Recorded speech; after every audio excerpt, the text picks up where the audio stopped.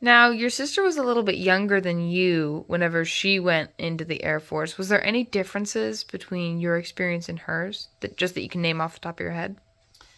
Yes, I can. I went into the Air Force active duty in 1972, and she went in active duty in 1977. So there was 5 years difference. And when we talked about all of this later, after many years, we found out that when I was in the Air Force, we didn't have the men and the women together. They didn't stay in the same barracks. They didn't do all the same activities. Everybody was separate, men and women. And of course, we did a lot of the same things that she did when she was in, but her experience was more with the men, uh, as far as living in the same barracks and those different things like that. Not necessarily in the same. Uh, I don't know how it was set up for them, but they had more interaction with the men than I did, Mm-hmm. and we our uniforms were different. We did not wear fatigues. Our fatigues were just a blue slacks and a blue shirt. We did have berets for our hats, and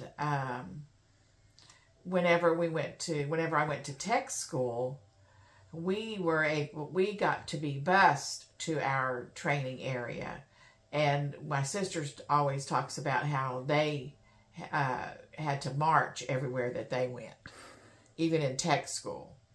So she didn't think that was fair. And then let's see, we we lived in.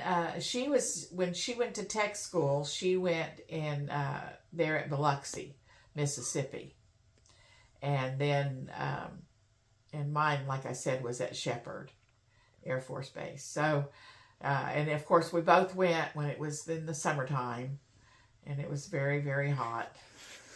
And San Antonio is where basic training took place for both of us. But it was just an interesting. Um, I, I, everybody should go through basic training. Whether it's an experience, and it's also the thing about the Air Force, and I think any of your military uh, organizations, is that teamwork is very important. You have to work together as a team. Otherwise, you're not going to make it. And I think that you read stories and you hear things about it. Um, and that's one of the things that I realize that, is very important is teamwork. And then also, I can tell you, whenever I was active duty, we had two women to a room, and and we had a male TI, which means it's a training instructor, but he was not allowed to come into the building. He would only be able to. We would meet him every morning, Monday through Friday, and do whatever we had to do. If it was learning how to march, if it was learning how to whatever we had to do for basic training that day, go to classes, whatever. But he was not able to come inside.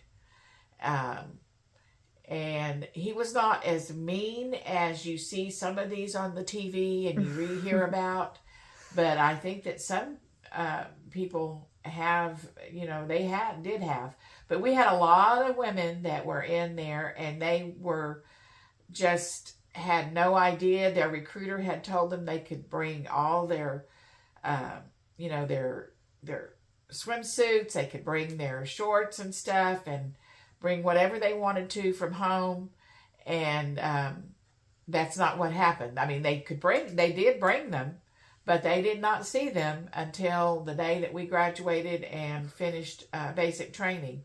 Then they could go back in the storeroom and get whatever they wanted.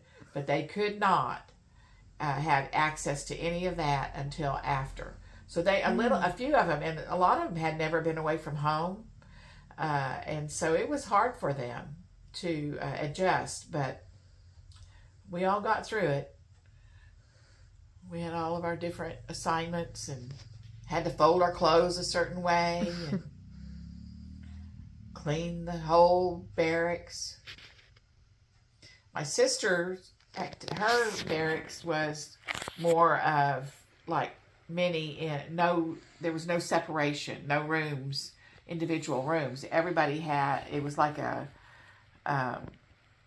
dorm type thing where you just all stayed on the same floor, several beds, and everybody just stayed, kind of like what you see on and read about on TV. Mm-hmm. So it was different.